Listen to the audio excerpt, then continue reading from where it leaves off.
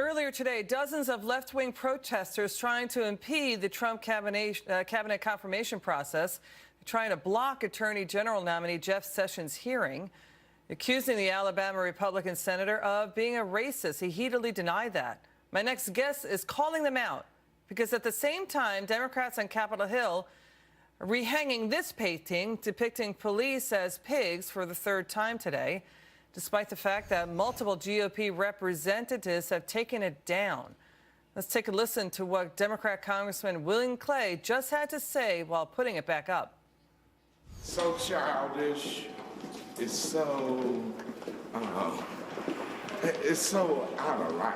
It really is adverse to the decorum and civility of a long history of this institution, and it's quite childish. Here to discuss is former Florida Congressman Lieutenant Colonel Alan West. The congressman there, Lieutenant Colonel, calling the GOP childish. What do you make of that? Well, it's good to be with you, Liz, and I really do enjoy the situational ethics that you hear coming from the left.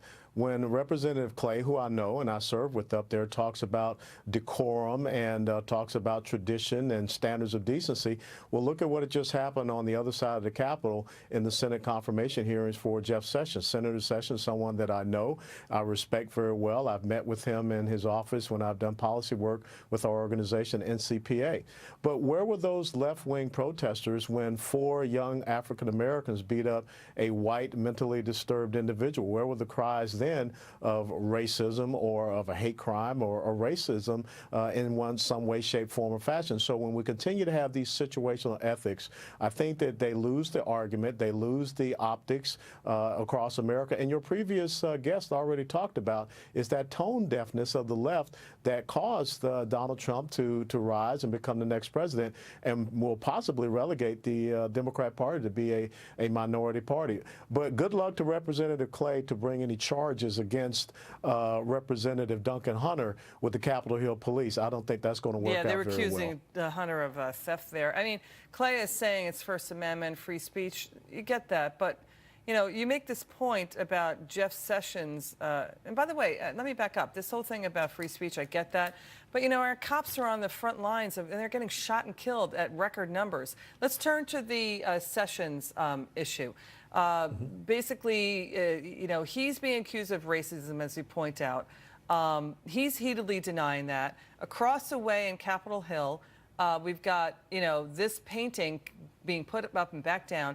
And then there was other breaking news. Lieutenant Colonel Alan West, I'm sure you know about this story. Paralyzed NYPD hero Steve McDonald, he died today. Now, this was a police officer who forgave the teenager who shot and permanently paralyzed him while Stephen McDonald was working on the job. This happened in Central Park in 1986. Within months, this police officer, Stephen McDonald, forgave his teenage attacker.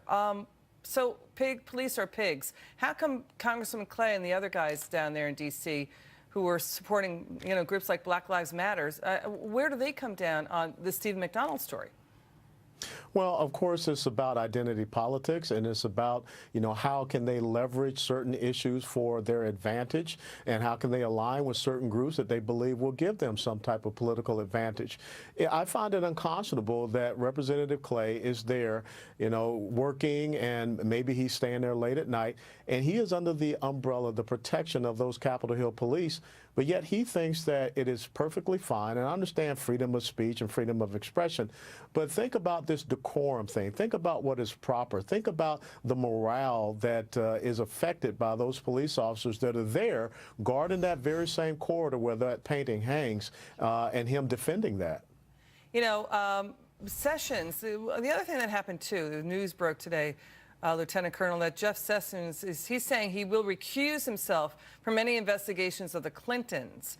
But couldn't, you know, in terms of the Clinton Foundation and the email, he could even open up the email investigation again.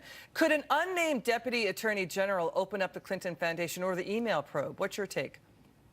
Well, I think that if there is some action of criminality, and there are a lot of questions that we don't have answered, and now that we are away from a toxic political atmosphere, you know, we have to restore the rule of law and order. We have to make sure that no one is above the rule of law and order. So I think that when you heard Senator Sessions say that he bring in a special prosecutor, I think that's the right course of action. Lieutenant Colonel Alan West, thank you, and thank you for your service to our country. Come back soon. Thank you, Liz. After Meryl Streep did